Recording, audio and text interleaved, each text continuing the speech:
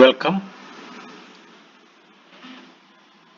Now we are going to see the biochemical basis of inheritance. Just think about yourself. You have many similarities with your parents. Years after, when you have children, they will be similar to you in many aspects. And there will be some differences as well. What's the reason for this? We receive some material which we call genetic material from our parents. And we in turn pass on this genetic material to our progeny. We are similar to our parents because our genetic material is similar, and our children will be similar to us because our genetic material will again be similar. Then what's the reason for some differences? Because this genetic material can undergo variation to a certain extent. In this unit, you are going to study about that genetic material. You know that our body is made up of cells. That in the cells there are so many organelles, and one of them is nucleus. Nucleus is the largest of the organelle in the cell. Nucleus is the largest of the organelle in the cell. And in the nucleus we have something called chromosomes, which are visible through the microscope. Chromosomes. And the chromosome consists of DNA and proteins.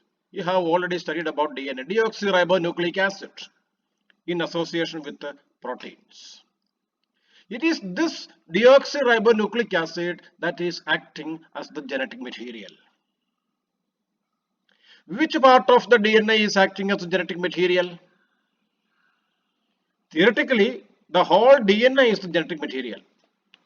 But remember, at any given moment, only some part of that DNA is coding for, is producing a meaningful product. And that is what is called a gene. A gene is a part of DNA that is leading to the, or that is guiding the synthesis of a product required for the administration of the body, required for the day-to-day administrative work of the body. So DNA is our genetic material. You might have studied a few experiments in your lower classes which led to the finding that DNA is the genetic material. This is your syllabus. I think you are familiar with it. In this presentation, PowerPoint presentation, we will study only up to replication. What about transcription and all? We will study in a different presentation because the size of the slide is too much when we prepared it. And there also we will study, we will stop here. Then in another slide, we will come to the features of genetic code and translation. That means ultimately in this whole unit, we are going to study how the genetic material is multiplying, how it is leading to the synthesis of proteins, which are responsible for the ultimate regulation of the body functions. So, nature of the genetic material, multiplication of the genetic material, and expression of the genetic material. This is a scheme which indicates the multiplication and expression of the genetic material. This scheme is said to be the central dogma of molecular biology. Then what is molecular biology? What we are studying now is the molecular biology. It's a branch of biochemistry. It studies about genetic material and its expression and its modification, etc. at the molecular level. And you might have heard of Francis Crick. Along with Watson, he had a pioneer role in understanding the structure of DNA. This is the central dogma of molecular biology. In the central dogma, point 1, DNA has the power of replication. It is multiplying by itself. Exact copies of DNA can be produced, just like you get a photocopy using a photocopier machine. That is called replication. That will be our first title. And how is the DNA expressed into protein? DNA is first guiding the synthesis of RNA by a process called transcription. That will be our second topic. And this RNA in turn is used for the production of a protein by means of a process called translation. That will be our third heading. So DNA is producing RNA by means of transcription. RNA is producing protein by means of translation. So indirectly we can say DNA is responsible for the ultimate production of protein. It is true.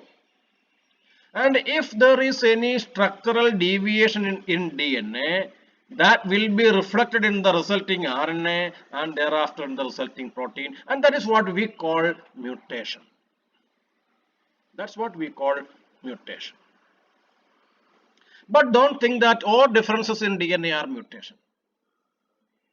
There is a scope. While natural selection is going on, the nature has found some mechanism for a gradual variation in the structure of DNA so that the organism can change.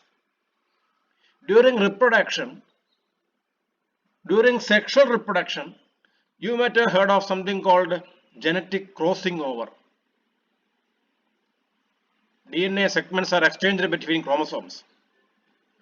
That's actually a mechanism for variation in genetic material between the parents and the progeny.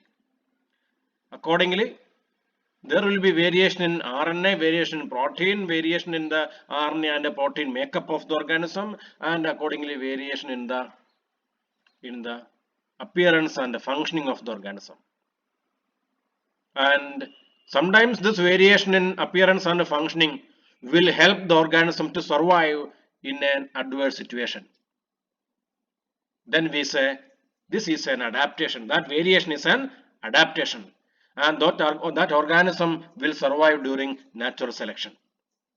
Sometimes the variation produced will not be an adaptation, will not be helpful, will not be harmful. Still the organism will survive because it is not harmful for its survival in the given situation. But sometimes a variation may be harmful. In that case, the organism will not survive during natural selection. So that is how biochemical variations are leading to evolution ultimately. So this is going to be an important topic, and a lot of research opportunities are there. And in the previous days you might have heard that SARS-CoV-2 virus that is causing the COVID-19 pandemic is undergoing modification. We say it is undergoing evolution. The virus is facing many challenges, and the virus having a genetic material which is made up of RNA. So RNAs can undergo mutations very faster than DNA. That is one of the reasons why DNA is the genetic material. DNA is the stable genetic material because it cannot undergo mutations that much faster compared with the RNA. And anyway, that discussion is out of our scope now. We will think about this central dogma of molecular biology. And later, a phenomenon was identified by which RNA was used as a template for the formation of DNA. It is given here, reverse transcription. The process is called reverse transcription. Nowadays in biotechnology we are using it to a great extent, and many of the viruses also are using it, especially this HIV and all are using it for their survival inside the host body. And do you believe that by this arrow, do you believe that RNA can be used for its own synthesis? May not be impossible. Do you believe that DNA can directly lead to the production of protein? Till today we don't have such an experimental evidence, but it may not be impossible. Such a factor is not there until we identify such a case. That's all. So for the time being, central dogma of molecular biology indicate that DNA can multiply by means of replication. DNA can result in the synthesis of RNA by transcription. RNA can result in the synthesis of DNA by means of reverse transcription, and RNA by means of translation can result in the production of proteins, and proteins are responsible for the governing work of the body, the administrative center of the body, and the same is given here by means of a real-time example. Okay, so our first heading will be replication. In this slide presentation, we are going to study only replication.